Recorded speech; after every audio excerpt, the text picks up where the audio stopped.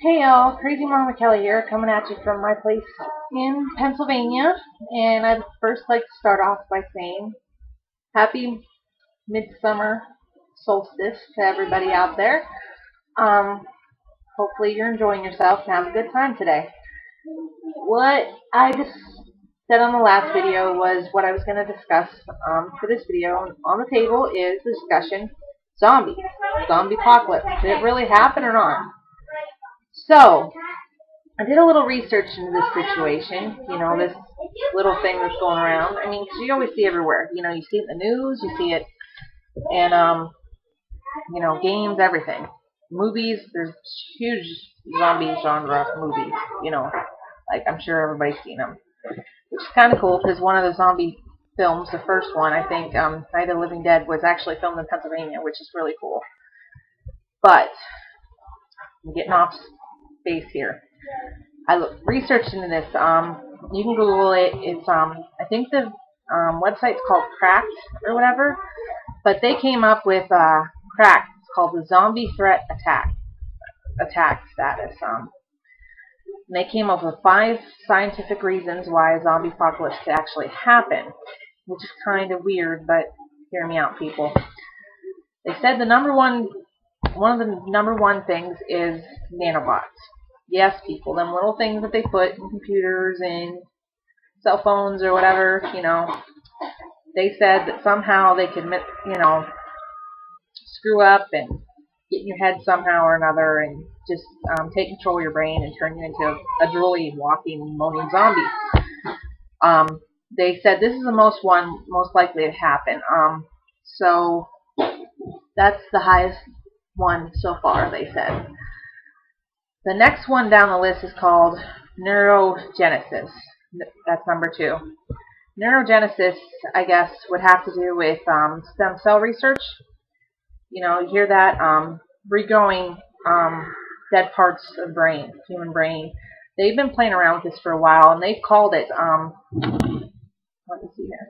They're calling it reanimation research. Yes, bringing people back from the dead, or organs back from the dead. So they put that threat, as moderate or severe, So there you go. Now there's another one. It's not really out there yet, but who's to say some weird, crazy, mad scientist with a vendetta won't go out and create it for weapons research, whatever. It's called the real rage virus. And I guess, if they tweak it up a little bit, it can take control of your brain, and then there you go. You could be a killing machine, raging killing machine, just not caring what you're doing, just go after it, right? Okay, just think about mad cow disease and stuff like that, but in human form. And then there's the next one. This one's kind of interesting to me because it's been going on for centuries anyways. It's down in Haiti. It's called neurotoxins. I guess you take different chemicals and you mix them all together and you can become zombify a person. I normally don't suggest that because it can, you're not going to get the result that the Hollywood spooks have out there about people walking around craving brains and wanting to eat their brains. But you will have this person and be very submissive and they're slaves generally.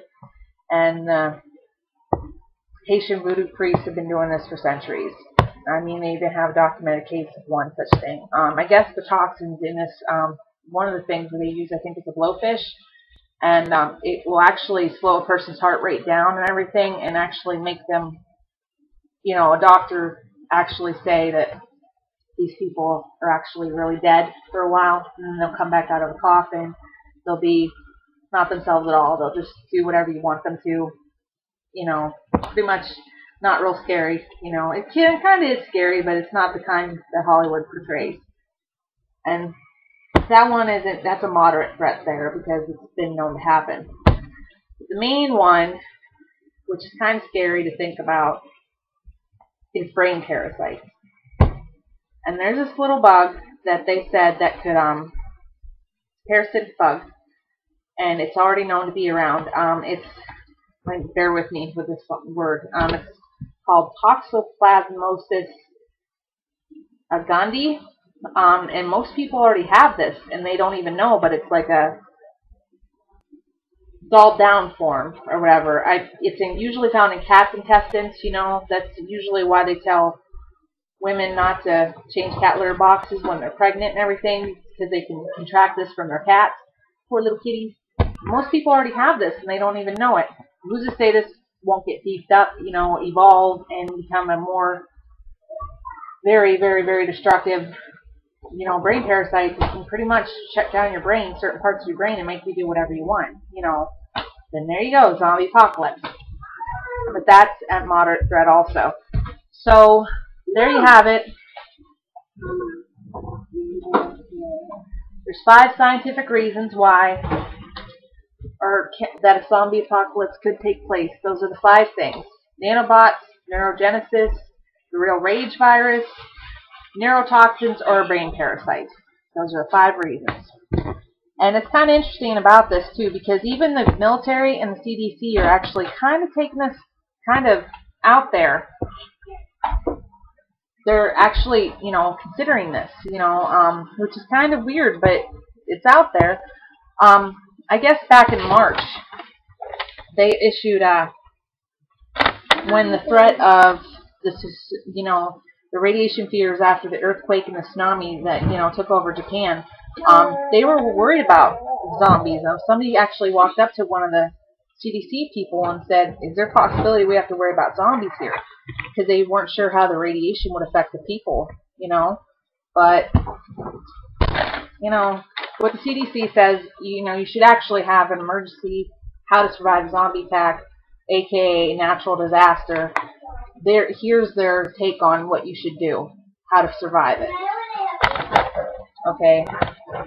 When it comes all down to this, you should prepare. Just prepare. You should have a real emergency kit in your house at all times. Maybe possibly even in your car if you're on the go a lot.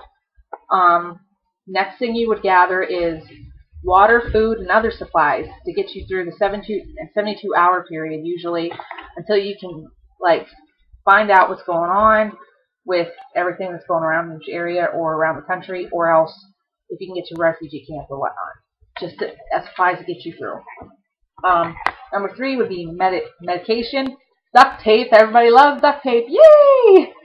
And a battery-operated radio, which is good to have because, you know, if chaos all breaks out, you might not have electricity, so you're going to need to hear what's going on, so you're going to have a battery-operated radio. Okay. The next, you know, they go on to say, another thing would be clothes, copies of important documents, and aid supplies. Okay, and once you have all your kits together and ready and stored somewhere where you know where it's always going to be, just don't forget where you put it, because I have a bad habit of doing that. It's scary. It says you should sit down with all your family members and decide on a plan where you guys would meet up, which family members you would call to see what's going on.